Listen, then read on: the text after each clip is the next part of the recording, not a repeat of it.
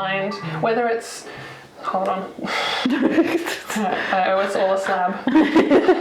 Hi everyone and welcome back to our channel Seeing This. I'm Layla. And else? And of course our set looks a little bit different. Slightly different. Just a little bit different. So we're in the festive season, of course. It is December now. And I can't believe Christmas has rolled around so quickly. Well, December's rolled around so quickly. Really quickly. We thought maybe we would do TV Christmas specials. Yeah. So some you've seen, some I've seen, some neither of us have seen. Exactly. What their portrayal of Christmas is like. I think the portrayal of Christmas varies. Yes. Depending who you speak to, what it means to different people. Yeah. What a Christmas movie has to have in it to make it a Christmas movie or a TV Christmas special. Yep. Die Hard. That's true. But Fresh Prince of Bel-Air. Of course, Will Smith, who it was his first acting gig out before he became... His first show. First ever acting gig. I mean, I can't imagine anybody else being a Fresh Prince. You know, he just happened to become a big, movie star and did all these other crazy things. He's Been a few bits and pieces here and there. Yeah. But he's in the show, and great African American actresses and actors that are in here, and great family show. So we've decided to do Christmas show, which is the 13th episode from season 2, and that's what we're going to be reacting to today. Deck the slopes with babes in tight pants, fa la la la la la la. No, you're not, 'cause you're too ugly. What about your ski clothes? Skiing is for white guys named Sven and O.J. Simpson. But Daddy, they're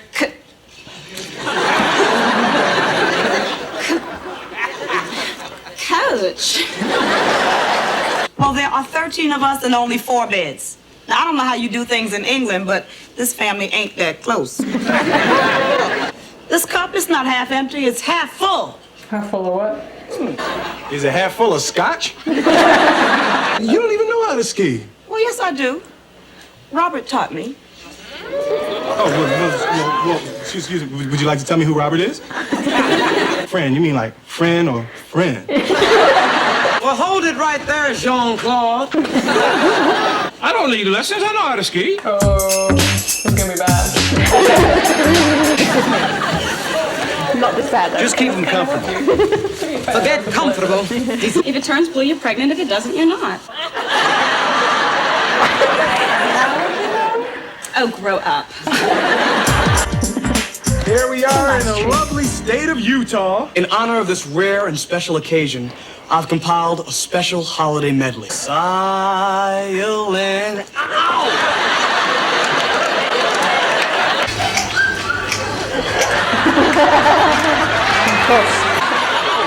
Hi, I'm Arnold Tish. My car broke down. Can I use your phone? Bill, why'd you do that? Wouldn't you want someone to help you if you were in his shoes? I didn't even see his shoes, and I'd help him. Will, it's Christmas. Nobody move. This is a stick-up. Creep even took the toilet paper. He took my home pregnancy test, too. Well, maybe he'll call in with the results. So, Sheriff, what are the chances of us getting our stuff back? Can I be honest with you? Please do. Buy all new stuff. This is how it was though. Yeah. What happened tonight made me realize how precious life is. I let my family know how much I love them. I love you, Will.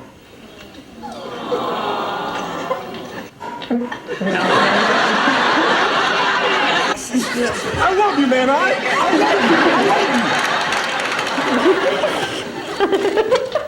This reminds me of the Christmas that Mama got laid off of work, and she brought us home those dolls, remember? Oh, yeah. I remember one Christmas I wanted a set of drums so bad. Set up the pots and pans like drums. I wailed on those things till supper time. Then Mom had to take them apart so she could cook. You know? I'm going to give my family less of my money and more of myself. Hillary. For my gift, I'm going to try and be more like my aunts and my mother, who are all warm, wonderful, strong black women. I'm back. Thank you. My gift to you will be a set of hand towels. I'm British. I'm no good at this mushy stuff. The tire blew out on your rental car and he slammed right into the courthouse nativity scene. Baby Jesus went through the windshield and knocked him out cold. The Lord works in mysterious ways. My gift to you is a solo. You can still sing solo. So low that we can't hear you. My goodness. It's been a minute since I've seen that, so I'm sort of like not clear on who all the characters are and how they interact with each other, relate with each other. But you get a pretty good vibe. I think it sort of encompasses, from my memory, it encompasses the show pretty well. Yeah. It's like a good combination of what the show's about versus what Christmas is about. Yeah. There's that whole issue with not having enough beds for the space. That's pretty normal, isn't it? When you go on holiday with like family, there's always some people sleeping on the floor. Yeah, and especially when it's extended family, and then people just bring other people, and then whose house has enough beds for that many people? Exactly. And like we said when we were watching, the kids are always the ones that get the short straw and always end up, on the floor in the lounge room or on the couch or whatever. But it was always fun. Yeah. It was always fun Sleepover, being you're there. like up late. Yeah. Parents are like in another room somewhere. At their house. You can get up to some mischief that you probably wouldn't be able to if the adults were there, so to speak. Until you hear from like another room, like go to bed. Yeah, real loud. They come in and turn on all the lights. Yeah. And you're all just Like, recoil like vampires. Yeah, so that's what Christmas is about. Family. Interact at the beginning, like all the sisters and their, significant others, and then they had the dance at Boogie, and then Will's mum was talking about Robert quite a lot, and that was kind of hurting his ego a little bit, like, who's this Robert? Who's this other guy? Why is he on the scene? Why am I not your number one guy? Yeah, and he's like, and he was just like a friend or a friend. And then of course, the grown-ups come back all happy, like merrily happy after going to the, whatever the dance was that they were going to. Yeah. And quickly sobered up to the situation. The reality that they faced, that it was not going to be a lavish Christmas that they planned, but they get to spend focusing on each other. And then of course the real estate guy was also the cop, who was also like three other things. 25% of something else. Yeah. Like 25% of the jobs in the town. Yeah. And of course he came back and said, sorry, there's nothing we can do for you. I think the wonderful thing that came out of that was the memories that they shared. Aunt Viv and all of her sisters were talking about how their mum couldn't afford to buy them particular dolls for Christmas. Yeah, there were memories from when they were as well off as what they are now. And it may do. Yeah. When kids don't really notice the difference between, like what an adult has as an expectation for them and what they get. Yeah.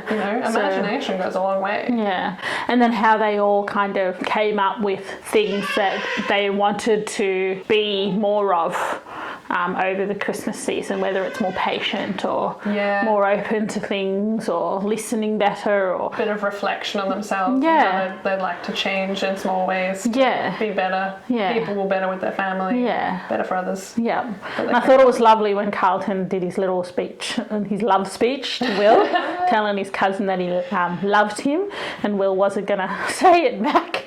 He wasn't going to say it back, but I like that about Carlton though. He just sort of says what he means. Yes. As dorky and as whatever as it comes off as. Yeah. He's just being himself. Yeah, exactly. I thought that was really honest, authentic self. Yeah, I thought that was really cool. Moves. And of course, the wonderful. Well, they eventually, the cop / mortician / real estate agent / all these other things they did find the guy because he accidentally crashed into the nativity scene in front of the courthouse. Oh, that's right. The baby Jesus just came through the windshield and knocked him out. In the face. Yeah, knocked him out. So they did find the guy, but not all their stuff. Yeah, I think that's kind of I like that it went that way, that they didn't find him and get all their stuff back. Yeah. They just made do with the situation and it moved in a different direction and they accepted that. And the way that they finished it off in the end with all of them singing. Yeah. and then Jeffrey's singing right at the end. So good. I love that the butler is always the one who kind of like just steps in, or like somebody who works under somebody, like somebody's servant. Like if you think about like even like well, your namesake, Alice in the Brady Bunch, and how like her character, well, it's the same thing because she was...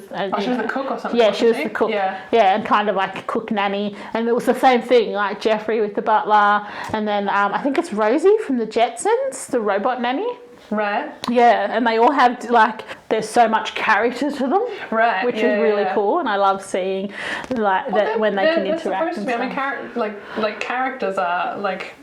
There's not so many layers to characters generally as there are humans and people. Yeah. But they're still supposed to have depth to their character. To have them just the servant as, it's boring. Yeah, so, exactly. Yeah, to have more depth to their character. To make them almost a part of the family as well, that they're part of that unit and appreciated beyond just being paid. Exactly. Yeah. And I think Jeffrey is definitely that. Within the Fresh Prince of Bel-Air. He said it when he, at the end, he was like, you are my family and that's why I'm giving you a set of hand towels. I'm not good with all this mushy stuff. Do you think it's a good tribute to the show? Do you think it works in well with the show as a whole? Yeah, I think so. It brings out the characters. Like, there's a lot of characters in this episode for them to all get airtime and, like, interaction with each other. Yeah, I feel like everyone... Really I feel like everyone got a good amount of, like, airtime in this particular special. Very much what the whole show's about, like, that whole idea of knowing your privilege, but also remembering, your roots, where you're from and all that sort of stuff. Yeah, having perspective and all those sort of things. So, some great themes came up as well, like we were talking about. I think that's one of the things that makes a Christmas special or a Christmas movie important or tick the right boxes for a Christmas movie or special in my book, is that it needs to have the right themes. Yeah.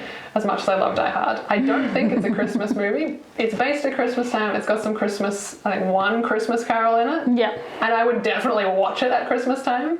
But for me, it doesn't have the vibe of Christmas. Yeah. And I think like something that proper like... feel. Yeah, like there's just not enough Christmas in the movie to make it a Christmas movie for me. Yeah.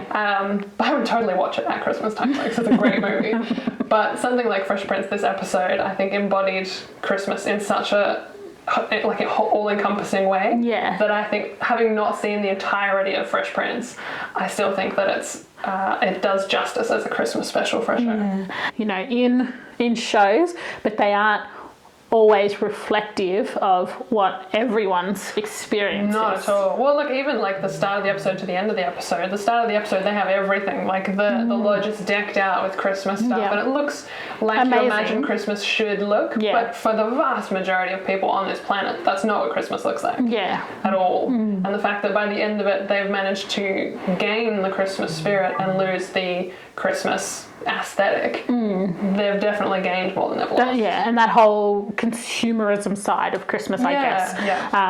So I think the important thing is it's for like with Christmas, if it's I just lost my train of thought. Fuck you, Peter.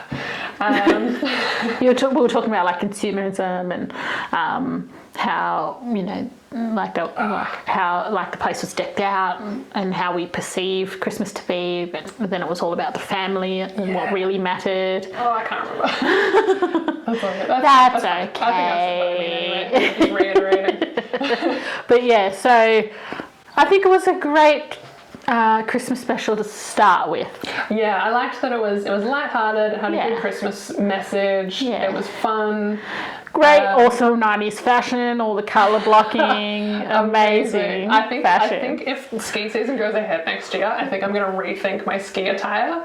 Just too 90s. I love skiing, because there's always an 80s week or an 80s day on the slopes, but 90s is where it's at, man. If not, I'm bringing it back. Or I'll just be that one person. I don't care. Hey, that's all right. And of course, it is the time of giving and thinking about other people and being a little bit selfless. So we thought that at the end of each of our Christmas specials, we'd give a suggestion. An idea. Of course, you don't have to, but it's just something to think about. Something that you could do for your fellow human, in this time to make their life a little bit easier. It could be somebody you know. It could be somebody you don't know at all. It could be somebody you can see an area in their life where they could use just a little bit of help It doesn't have to cost money. It doesn't have to cost that much time or energy.